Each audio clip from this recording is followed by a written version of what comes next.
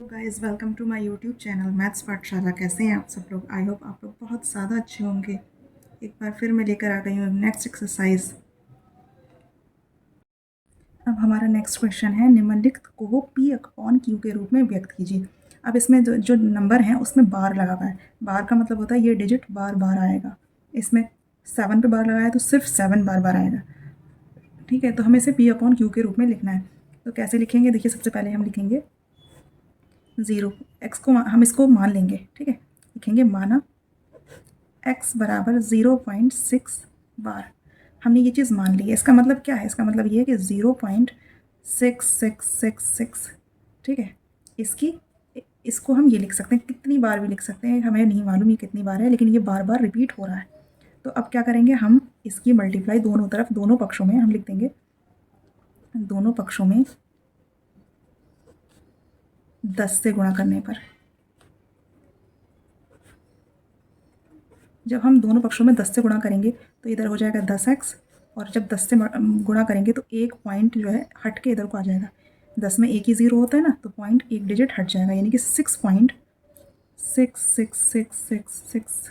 ये ऐसे ही चलता रहेगा। ठीक है, 10x हो गया ये। तो हम इसे क्या लिख सकते हैं? हम इसे लिख सकते हैं 10x बराबर 6 प्लस 0.6666 लिख सकते हैं ना। ये 6 है और हमने इसमें 0.666 जोड़ दिया, तो यही तो आ जाएगा। तो हमने इसको तोड़ करके लिख दिया।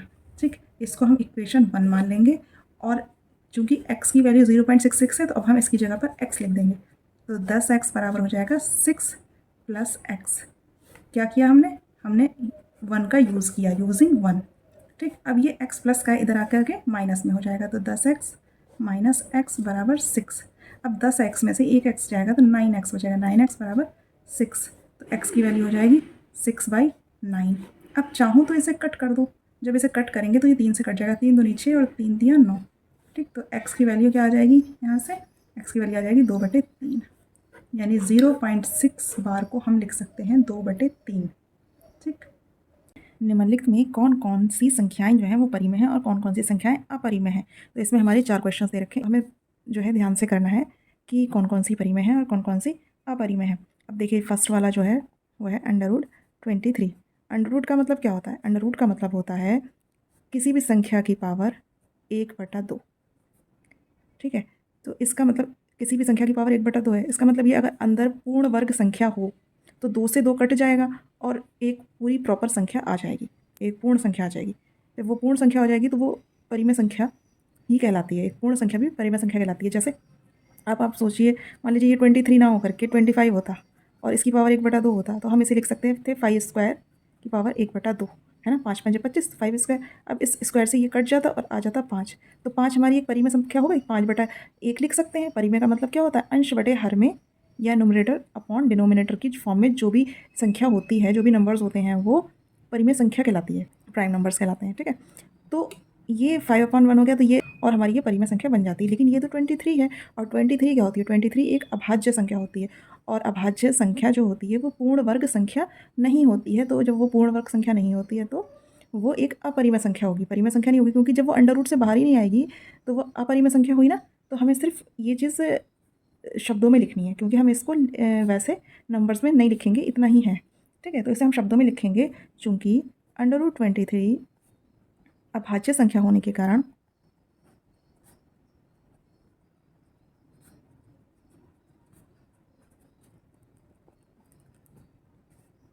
अपरिमेय है, क्योंकि अभाज्य संख्या एक पूर्ण वर्ग संख्या नहीं होती है। बस, ये हमारा कंप्लीट हो गया। ठीक है, आई होप आपको समझ में आया होगा, और नहीं समझ में आया तो सेकंड वाला ट्राई करते हैं। सेकंड वाला दे रखा है √225। अब हम √225 को कैसे लिख सकते हैं? देखिए, 225 को हम कट करेंगे, देखते हैं कितना कट होता है। 5 से काटेंगे तो 5 चौक 20, 5 पंजे 25। ठीक है, फिर 5 से काटेंगे तो 5 ने 45, फिर 3 से काटेंगे 3 तियाँ 9, और फिर 3 से काटेंगे 3 एकम 3, ही पूरा कट गया। तो हम इसे लिख सकते हैं अंडर रूट में 5 × 5 × 3 × 3। अब ये जो है ये इसमें से हम जोड़े बना लेंगे और जोड़े बना के बाहर निकालेंगे 5 × 3, ठीक है, और ये हो जाएगा 15th।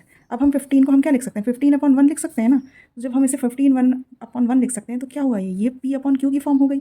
P/Q की फॉर्म का मतलब अंश बटे हर की फॉर्म, यानी न्यूमरेटर अपॉन डिनोमिनेटर की फॉर्म हो गई। तो इसका मतलब ये हुआ ये एक हमारी परिमेय संख्या है, ठीक है। तो लिखेंगे अतः √225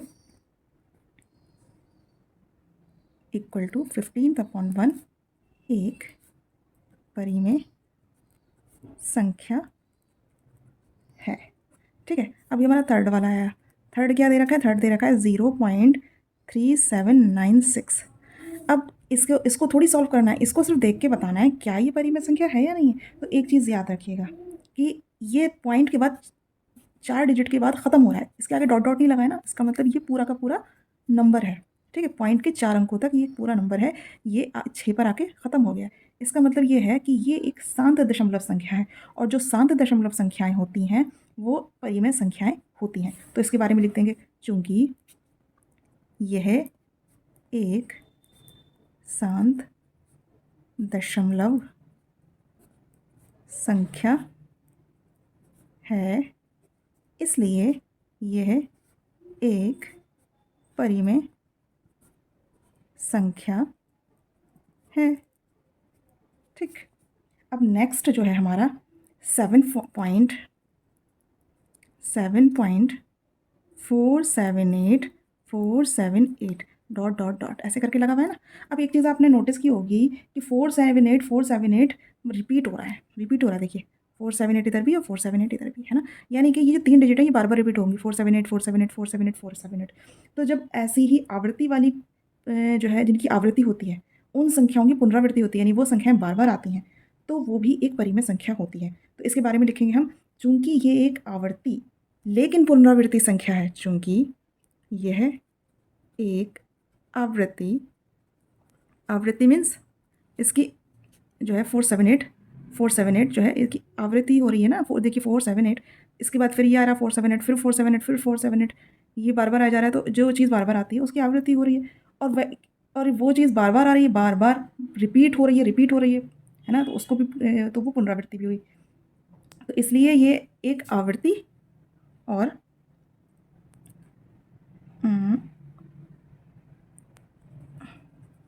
पुनरावृत्ति संख्या है, इसलिए यह परिमेय संख्या है। अगर इसके अलावा कोई और वो होता क्वेश्चन होता, जैसे 1.10 फिर 100 फिर 100 फिर 4 टाइम्स 0 ऐसे करके होता, तो उसमें आवृत्ति तो हो रही है 10 की, है ना। जैसे इसमें 4 की भी आवृत्ति हुई, 7 की भी, 8 की भी, है ना।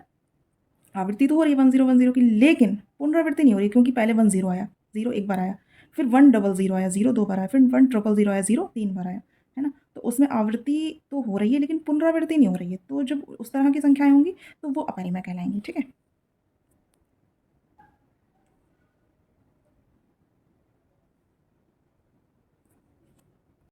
मिलती हूँ मैं आपसे नेक्स्ट वीडियो में, तब तक के लिए keep watching, keep learning and keep smiling, take care, bye bye.